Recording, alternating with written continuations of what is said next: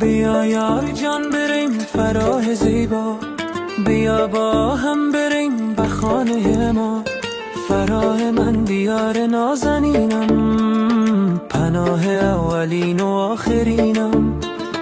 دیار مردمان با اراده، دیار مردمان پاک و ساده. بیا خواهر بریم فراه زیبا، بیا با هم بریم به خانه ما.